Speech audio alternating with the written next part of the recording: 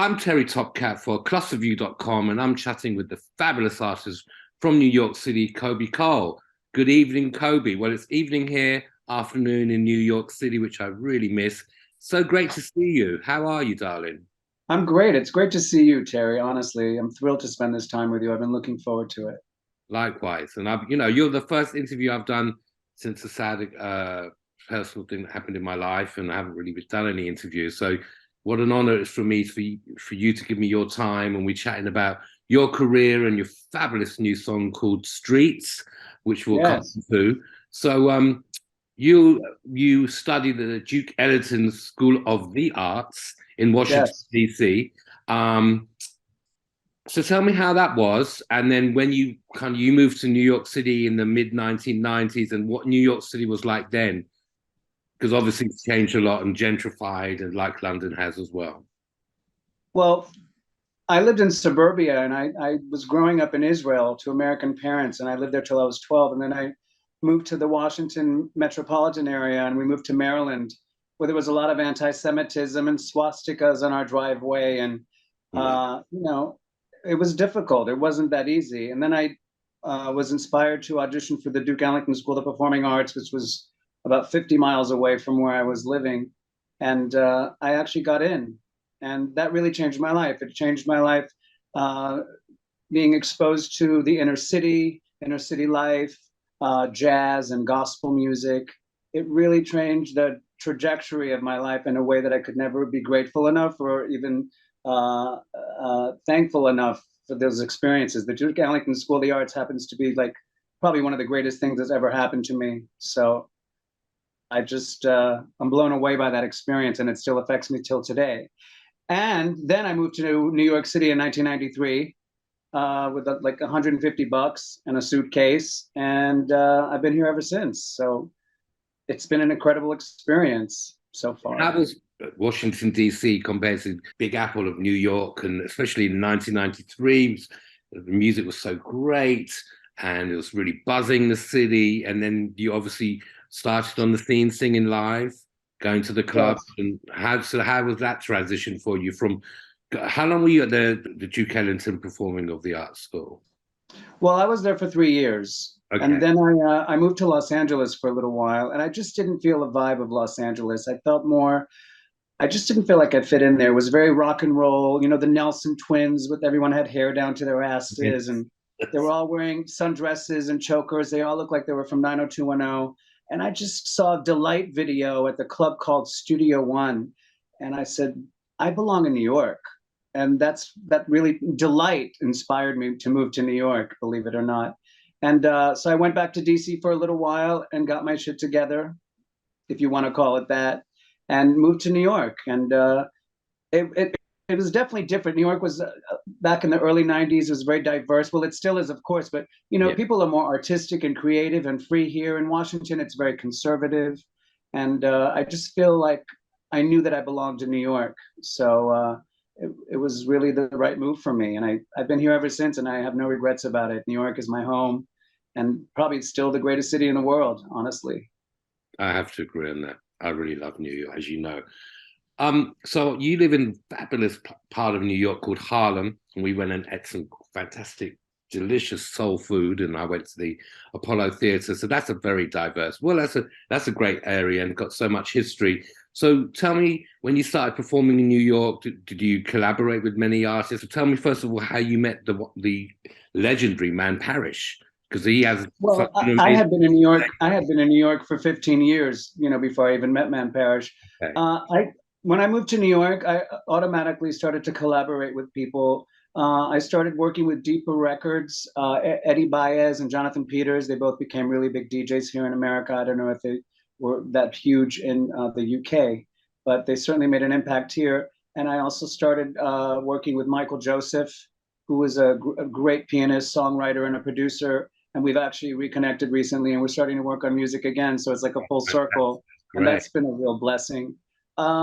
So I've always been collaborating, working on music, trying to get my shit done. For me, to be happy, I have to be creative, and my creativity and my free Prozac is my music and is my singing and it's my drive and it's my passion. And so I've always done it. and that's what I do. And it's like breathing to me. I have to do it. So yeah, I've always been collaborating, performing, recording. It's something that I feel lucky that I'm still able to do.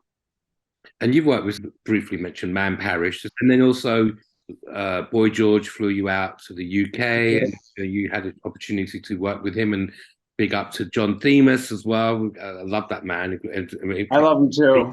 incredibly talented man. And you've always said how much you like the UK, and you've always had a lot of love Yes. when you performed over here. So tell me how you. Well, I have to tell you, I think the UK, did I interrupt you? I'm sorry. I just get excited because I have so much gratitude and love for the UK. First of all, I think people in the UK have much better taste in music than they do in America. They respect artistry and great voices and talent. If you think of Adele and Sam Smith, they probably never would have made it in the doorway of a record label here in the United States. And look at they're the biggest stars in the world. Some of the greatest vocalists come out of the UK. And I have a nice little fan base in the UK, and I feel like the UK they have great taste in music. So I respect that about the UK, and they've always been very embracing and loving and giving and all embracing of me. So yeah, I do love the UK. So how did you get to meet Man Parish? Because if you know, he's a legendary hip hop artist. Yes. Don't stop, and he has the most wonderful things to say about you. Any chance of working with him again and tell me? Yeah, Okay, absolutely. He might actually do a mix of streets. okay. I had to wait to release the first batch of mixes, and I think he would really do a great '80s kind of version of it, which I would really love. How did I meet Man Parrish? Well, I had a friend who I was playing with in a band called the Betty Fords. I was in the band called the Betty I Fords. like Could you that. imagine Great such a name. thing? And his name was Frankie Bragg, and he passed away probably about 2, 3 years ago during the COVID uh, pandemic, unfortunately. And he was the one who introduced me to Man Parrish. Man Parrish came to a show that I was doing at Don't Tell Mama, I think probably in 2010. And we started working together. I went over one day to do one song and ended up recording three. So yeah, Man Parrish is very special. He's like my big brother. We argue and fight all the time because he always says the wrong thing, but we really deeply love each other. And that's like my family. So it's also about performing live. I've had the honor to see you perform a couple of times and had a lot of Thank you so fun. much. But what I love about not only when your impeccable vocals and you have the chat and the banter and and you're a very funny guy. So let's just say you're very entertaining. And Thank you. our friends have come and seen you, or we've got some mutual friends, or they always come and see you, and you always get lots of comments on Instagram, on social media. So tell me, you've got a new song coming out. Well, it's out now. It Yes. came out on the 17th of February from the motion picture called Stars, and the director is called Mars Roberge, Rouberge, yeah. Rubesh, and the song is called Streets, and you co-wrote it with Jeffrey Arnold. I keep smiling even though the pain is excruciating. I keep smiling even though the hole is wide and gaping where my heart used to beat.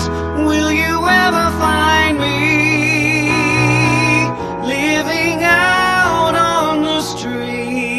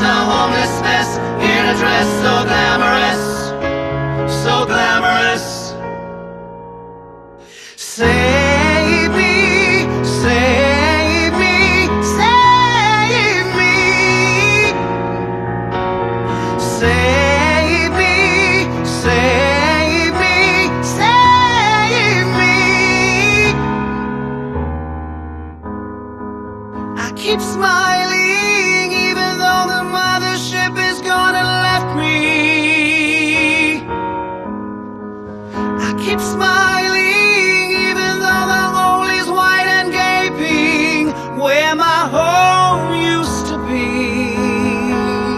Will you ever find me living out on the streets? Save me, save me, save me. Save me, save me, save me.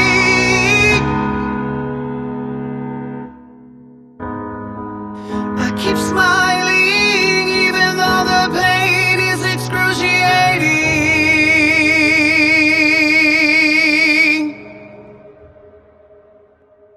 But how did you meet Jeffrey? Because I had a quick look at his, because I believe he's in a band. You mentioned him about he's in a band.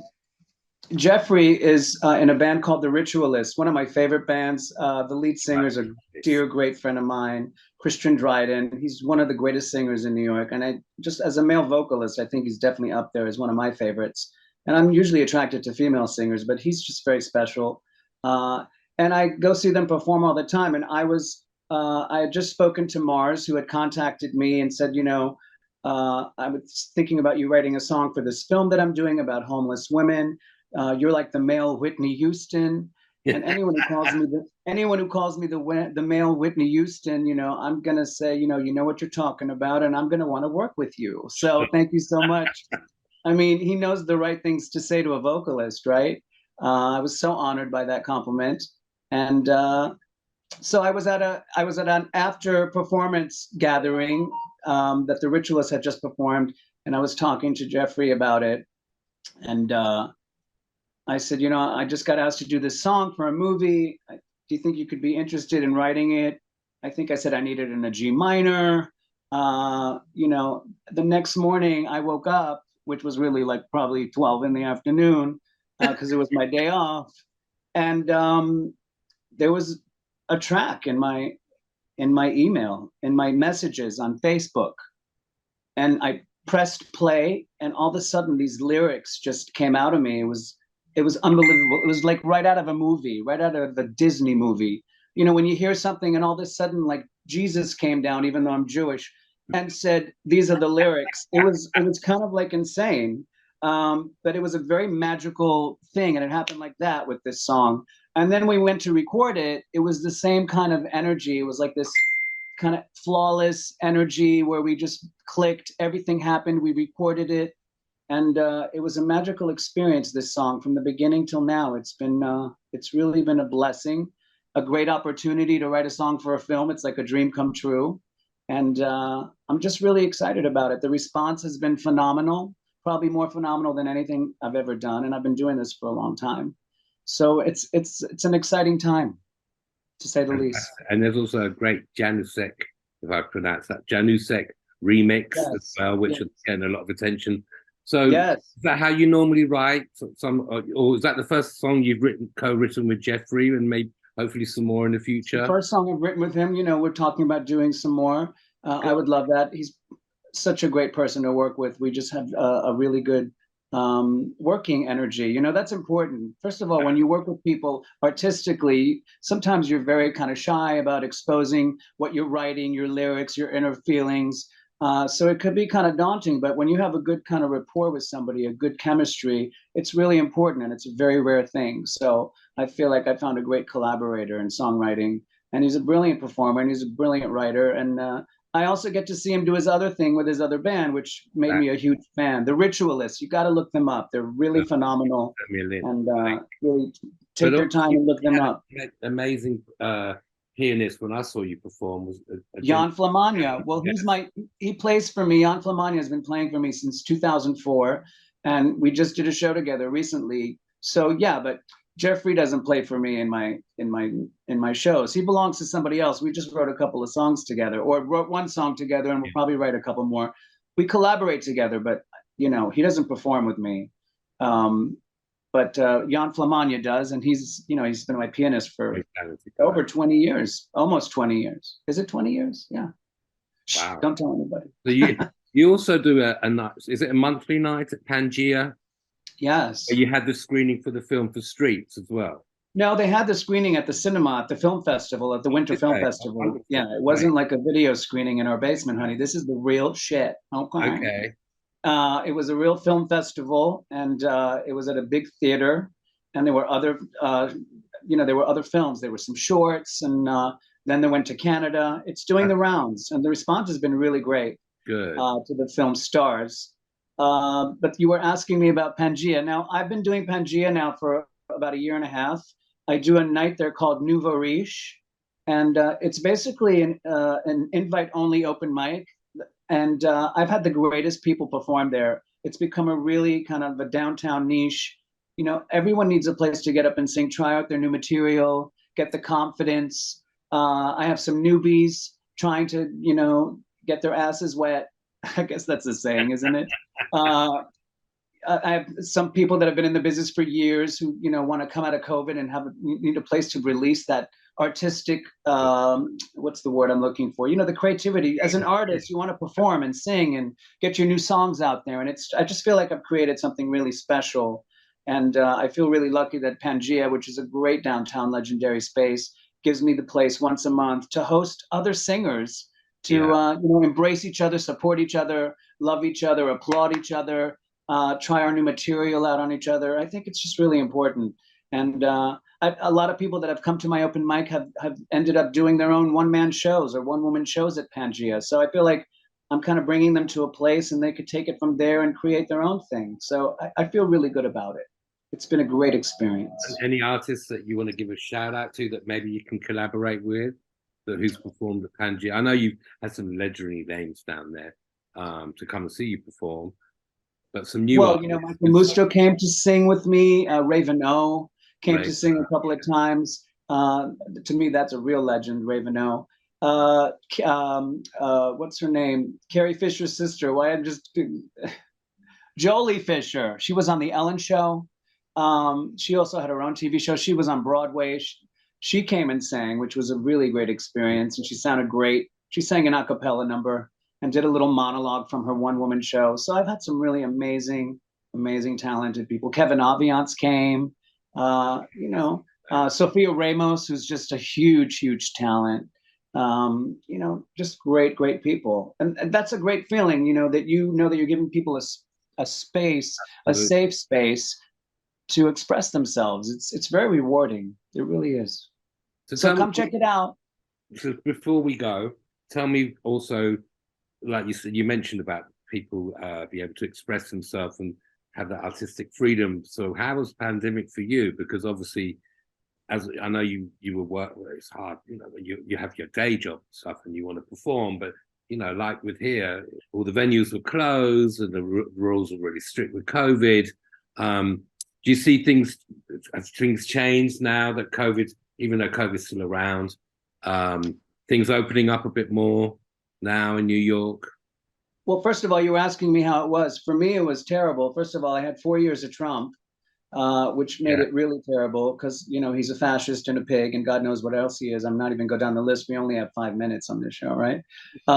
So that was really hard because, I carry the weight of the shoulder, the world on my shoulders. I'm very affected by what's going on in the world.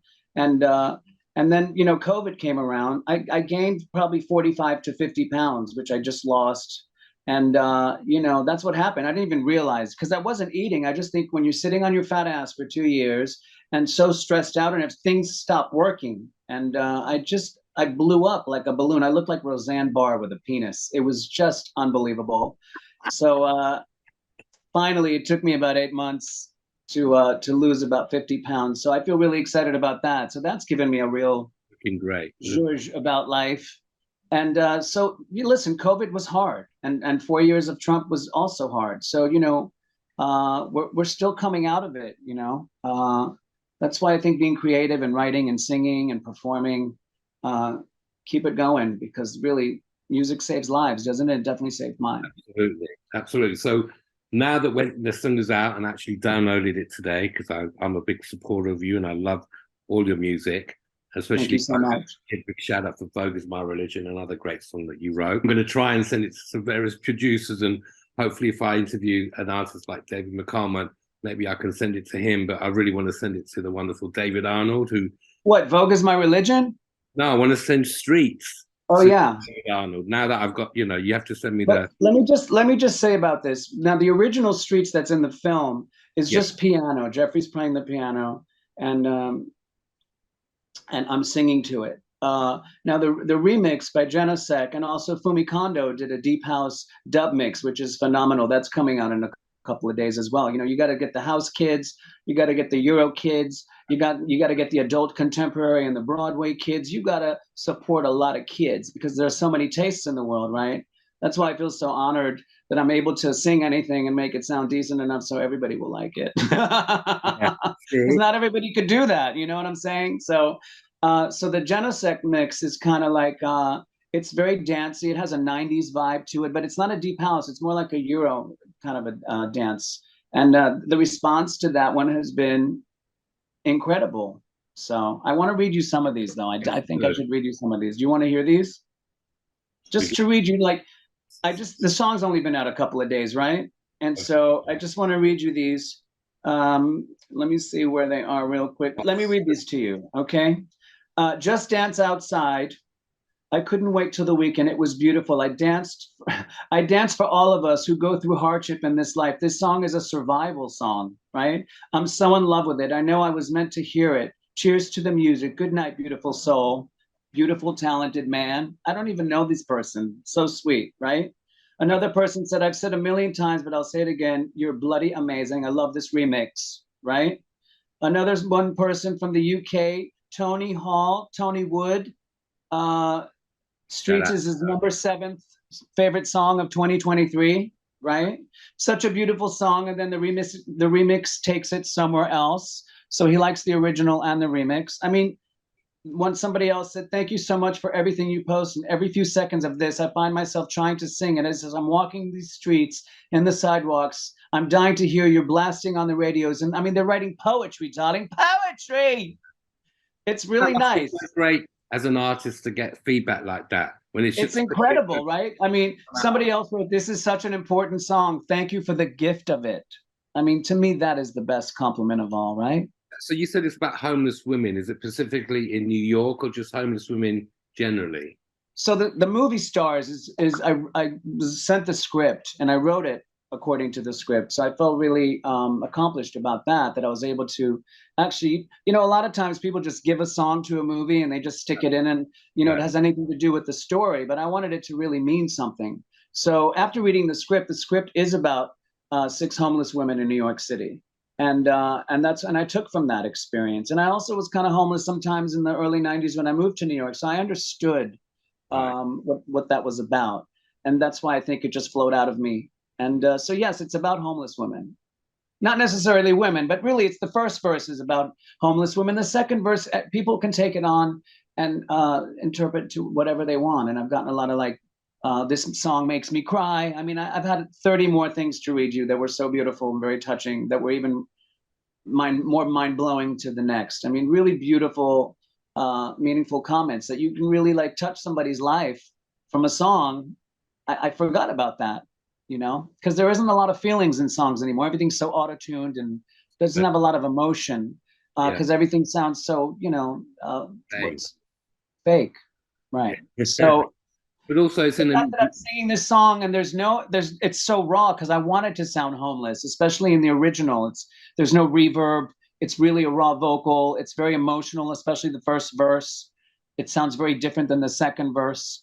And even in the dance remix, you can't really change the vocal once it's recorded. So I just, you know, the emotional level of the song, that's what really is getting to people along with the lyrics and the melody. You know, it's a great feeling when people love your painting, when they love your music, when they love something that you designed, when you cook a great meal and people love it, it's a great feeling. So I cooked a great meal with some great friends and we're really blessed with the response is how I look at it. So I just want to say a couple of other things before we go. So first of all, you also did a collaboration with a wonderful artist called Aris Ziagos. Yes. Become Love, which is on YouTube. It's a big artist. Yes. He's another incredible artist from New York City. Wonderful. And please tell everyone where we can find you on social media and also the links where the song Streets and the remix by Janicek is available out now. Came out on the 17th of February. Yes. They all came out, somehow they all came out like in the last couple of days. Some of them were on YouTube a week ago. I didn't even know. Once you upload music to be sold, it generates itself onto YouTube, which isn't great for the artist, to be honest. But so you can definitely find it on iTunes, on Apple Music, anywhere where you can download music. And please download it and support your local artists, because, you know, I got to pay people. So it's Coby Koehl Streets, and Coby Koehl Streets from the motion picture Stars. Also, Coby Koehl Streets is available, and also Coby Koehl Streets, the Janicek remix, which is so phenomenal. If you listen to the original and then listen to the remix, they're the same songs, but they're just totally different. And it's exciting, the difference that you could take one song and change the way it sounds, but the interpretation's kind of still the same. You know what I mean? It still has the same feeling. One's just more danceable, and it's just, he did such a great job. And I met him online, Janicek. He took my vocal that you love of Wicked Game. I had an a cappella online, and he took it and made his own mix. And then I happened to find it by mistake about 8 years ago, and I loved it. And then I asked him to do a mix of Vogue Is My Religion, and he did a great job. And we've had this long-lasting relationship because he's never seen me naked. And then I asked him to do a mix of this one, of Streets. And I was really hoping he was do it. I didn't think he was going to, and he said okay. And I didn't hear from him for a while. And then I said, look, you know, the movie's coming out soon. What's going on? He said, oh, I need 2 weeks. A day later, there was this massive, huge, incredible mix sitting in my mailbox while I was at work. I had to take an extra long lunch. Don't tell anybody, because I was so excited. I couldn't even contain myself. I was walking around the street like with the boombox to my ear, because I didn't have earphones that day. And I was just in love with this mix. And the response to this mix has been really, as you could see, I'm really excited about it. Yeah, absolutely. So hopefully we'll get to see the film Stars. Of course. I'd like to see it. That hopefully you can get me to go and see it. Is it all in black and white, the film? Or it is. You know, I think they're trying to come across the grittiness of the homelessness. You know, it's just gritty and dirty, and, you know, it's not pretty. So I think the impact is really impactful. The impact really comes through because of the black and white and the grittiness and the darkness. You know, there's definitely artistic levels to this film as well. Some great monologues, really great writing, and the acting is really, to be honest with you, you never know what you're going to get involved with. You know, somebody asks you to do something, and I was really thrilled with the end result. You know, the great acting, a great cast, great writing, and it was done on a really small budget. I think it was done with 10 grand. I mean, you can't even buy toilet paper for 10 grand anymore, right? And they filmed it during the coldest time of the year last year. COVID was still going on. I'm actually in the movie too, by the way. I'm singing the song in the opening sequence and singing it at the end. So I open the show and I close the show, and it's nice. Wouldn't it? To go see Stars. And it wouldn't expect anything different from you, Coby. So where we can open and close? Yeah, exactly. Where can we find you on social media before we? So you could definitely find me on Instagram, Coby Koehl 5, CobyKoehl 5, like Chanel number 5. No, the reason this is my 5th account, because I've been dismantled so many times and hacked and too political. And then you can find me on Facebook, Coby Koehl, and then of course YouTube, CobyKoehl 2, and you know, Google me. Everything shows up. Amazing covers. Especially love that Wicked Game. So Janicek did the remix for that as well. He did, yeah. It's a great remix. Coby, we will put this up on ClusterView.com. Hopefully soon we'll put maybe a bit of the song in it as well, and some visuals, which you're very good with the visuals as well. Thank you. And thank you so much for taking the time to do this. I mean, thank you for giving me the time, and it's always a pleasure, and hopefully get to see you in person, and more importantly, see you perform, because I love your voice, love your artistry. You're a wonderful guy. You're incredibly funny and super talented, and I love you very so much. And Thank you so much. I love the UK. Don't forget to tell them that. everyone knows. Lots of Thank love. you. Take care. Thank you so much. See you soon. Love and blessings. TerryTopCat, Coby Koehl for ClusterView.com. Yes.